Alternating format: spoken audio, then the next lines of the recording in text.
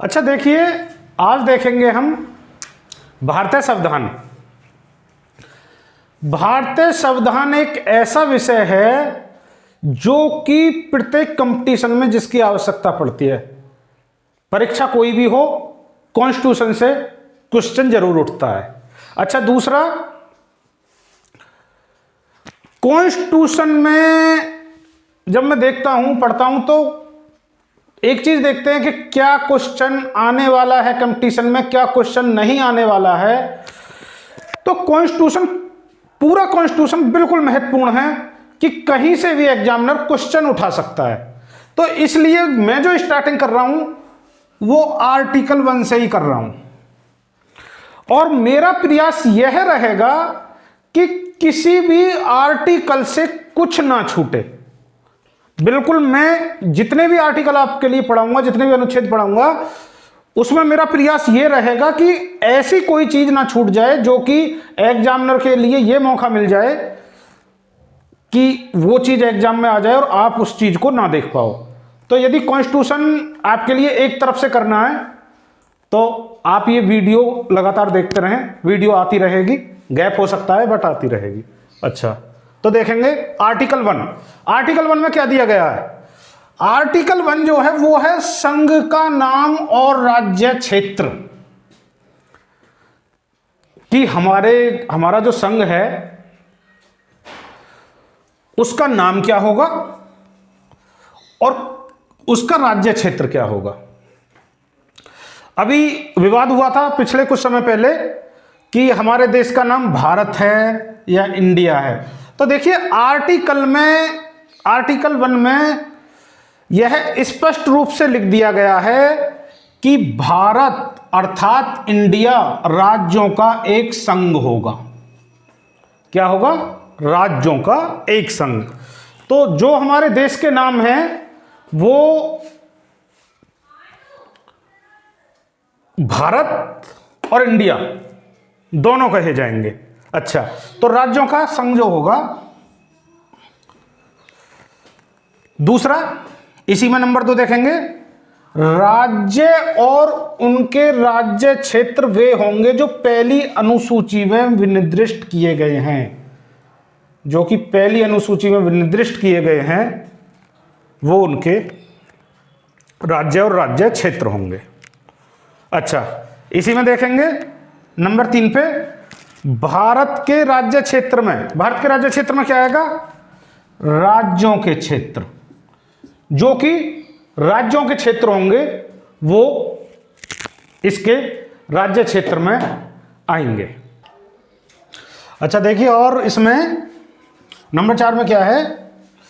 पहली अनुसूची में विनिर्दिष्ट संघ राज्य क्षेत्र और ऐसे अन्य राज्य क्षेत्र जो अर्जित किए जाएं समाविष्ट होंगे। यानी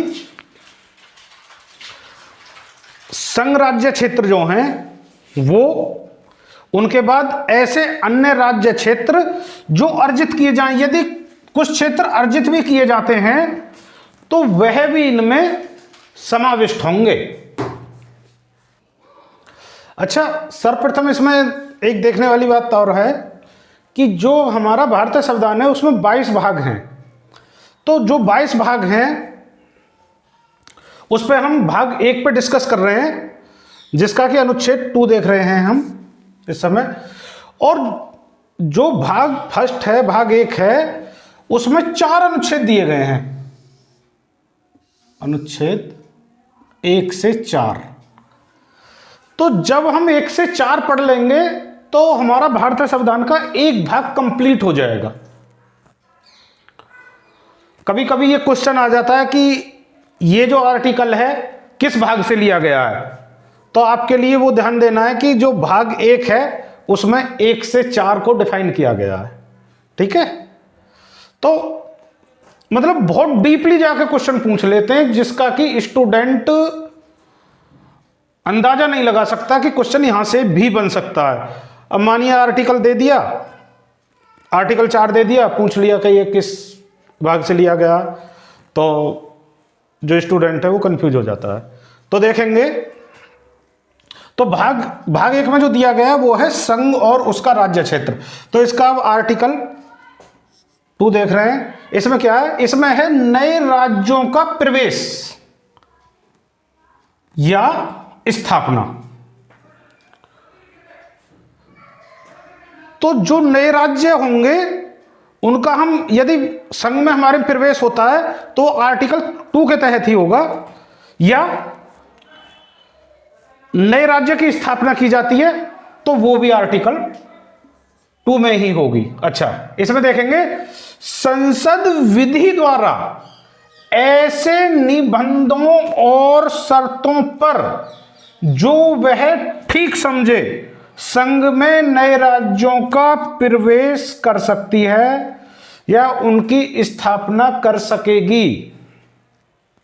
यानी संसद विधि बनाकर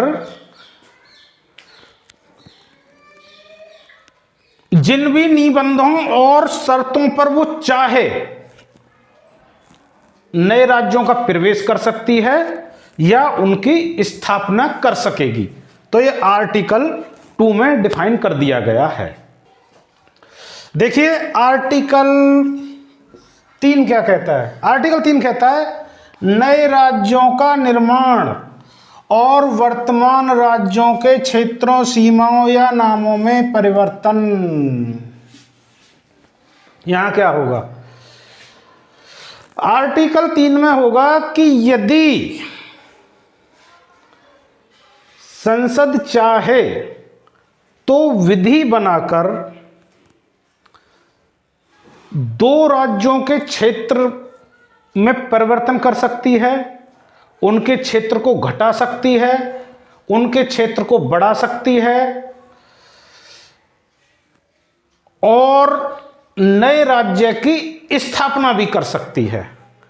तो ये आर्टिकल 3 में ये पावर दी गई है संसद के लिए कि वो नए राज्यों का निर्माण भी कर सकती है, किसी राज्य का क्षेत्र घटा सकती है, किसी का बढ़ा सकती है, 2 या 2 से अधिक राज्य के क्षेत्र को अलग करके उस एक अलग राज्य की स्थापना भी कर सकती है। तो ये पावर आर्टिकल 3 में दी गई है। दूसरा क्या कर सकती है, किसी राज्य के नाम में परिवर्तन भी कर सकती है। संसद विधि बनाकर आर्टिकल 3 के तहत यदि किसी राज्य का नाम बदलना चाहे तो वो उसे भी बदल सकती है। अच्छा देखिए, जो भाग 1 का आर्टिकल 4 है, पहली अनुसूची और चौथी अनुसूची के संशोधन तथा अनुपूरक, आनुषंगिक और परिणामिक विषयों का उपबंध करने के लिए अनुच्छेद 2 और अनुच्छेद 3 के अधीन बनाई गई विधियां हैं। और इसमें जो इसकी पूर्वोक्त विधियां हैं वो अनुच्छेद 368 के प्रयोजन के लिए इस संविधान के संशोधन नहीं समझी जाएंगी। इसमें आर्टिकल 4 में ये ध्यान देने योग्य बात है। अच्छा देखिए, अब देखेंगे हम भारतीय संविधान का भाग 2 जो कि अनुच्छेद 5 से अनुच्छेद 11 में डिफाइन किया गया है। अच्छा, ये जो भाग है ये नागरिकता के विषय में है कि भारत की नागरिकता किस किस व्यक्ति को मिलेगी। तो जो इसका आर्टिकल, सबसे पहला जो आर्टिकल है अनुच्छेद 5, ये क्या कहता है, ये कहता है संविधान के प्रारंभ पर नागरिकता। यानी कि जब संविधान प्रारंभ हुआ है तो उसके प्रारंभ पे जो नागरिकता होगी वो किस बेस पे होगी। तो यह है, इस संविधान के प्रारंभ पर प्रत्येक व्यक्ति जिसका भारत के राज्य क्षेत्र में अधिवास है और जो भारत के राज्य क्षेत्र में जन्मा था,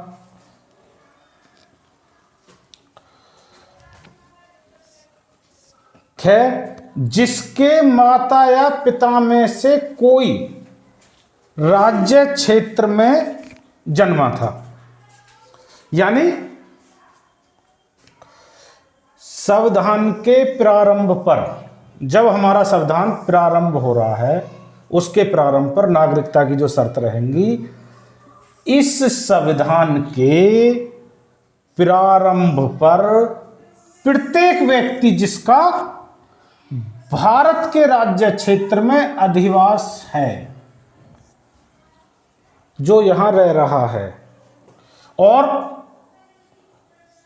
क्या जो भारत के राज्य क्षेत्र में जन्मा था, जो कि भारत के राज्य क्षेत्र में जन्मा है, जिसके माता या पिता में से कोई राज्य क्षेत्र में जन्मा था, वो भी क्या होगा, यहां का नागरिक होगा।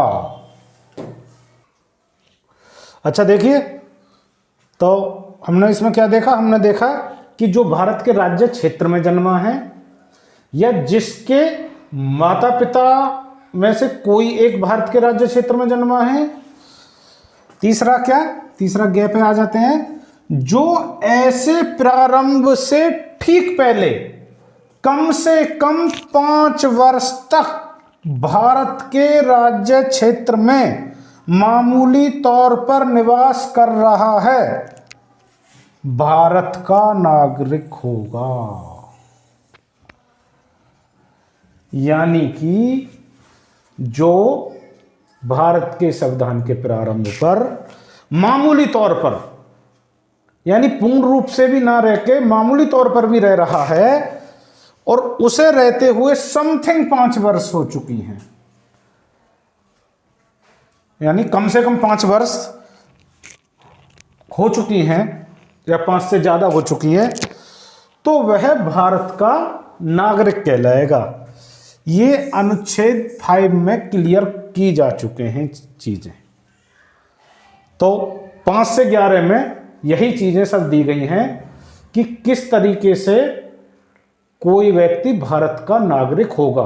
तो 5 भाग सेकंड जो है वो पूरा नागरिकता के विषय में है। इस चीज को आप ध्यान रखेंगे, यहां से क्वेश्चन आ जाता है। अच्छा देखिए, भाग 2 का आर्टिकल 6 क्या कहता है। आर्टिकल 6 कहता है कि पाकिस्तान से भारत को प्रव्रजन करने वाले कुछ व्यक्तियों के नागरिकता के अधिकार। ऐसे व्यक्ति जो कि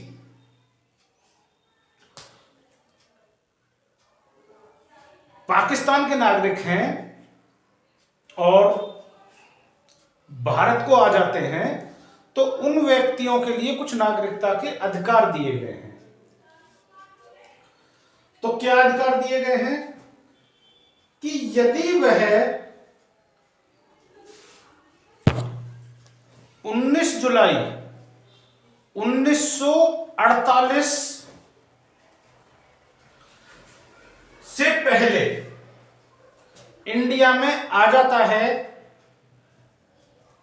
तो वह भारत का नागरिक कहलाएगा। या इसके पश्चात भी यदि वो 19 जुलाई 1948 के पश्चात भी वो पिछले 6 माह से भारत में रह रहा है और वो इस प्रकार का आवेदन भारत सरकार के अधीन अधिकारी के पास करता है कि मुझे भारत की नागरिकता दी जाए, और उसे स्वीकार कर लिया जाता है, उसे रजिस्ट्रीकृत कर दिया जाता है, तो वह भारत का नागरिक होगा। यह अधिकार भारत सरकार ने पाकिस्तान के नागरिकों को दिया था। अच्छा देखिए, भाग 2 का अनुच्छेद 7 क्या कहता है।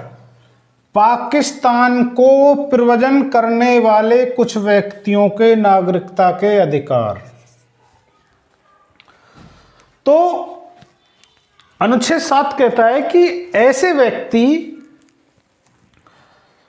जो कि 1 मार्च 1947 के बाद पाकिस्तान को चले गए हैं, पाकिस्तान के लिए प्रव्रजन कर दिया गया है,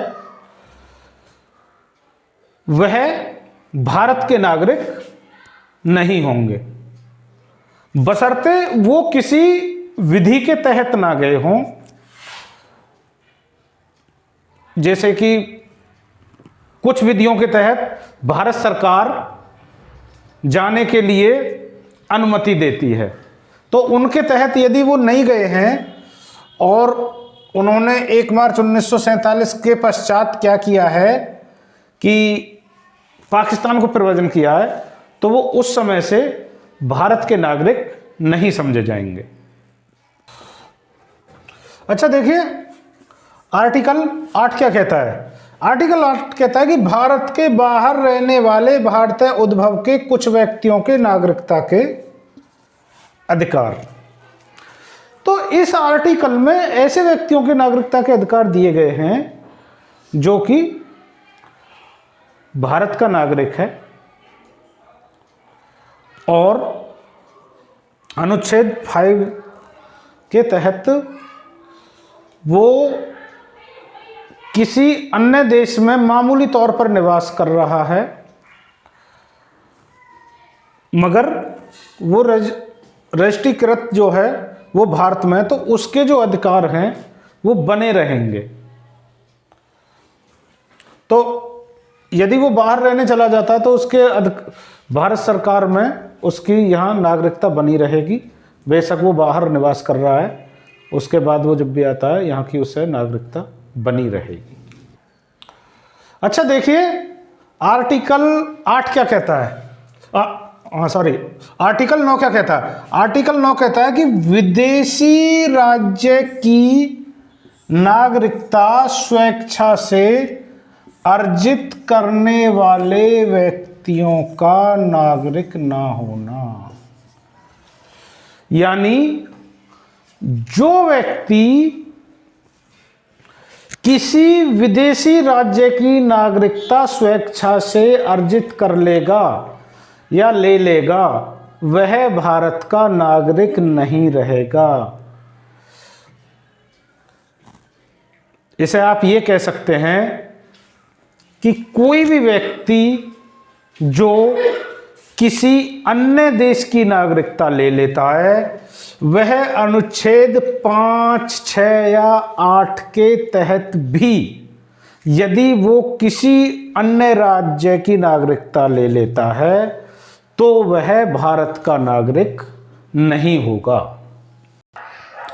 अच्छा देखिए, भाग 2 का अनुच्छेद 10 क्या कहता है? अनुच्छेद 10 कहता है कि नागरिकता के अधिकार का बना रहना।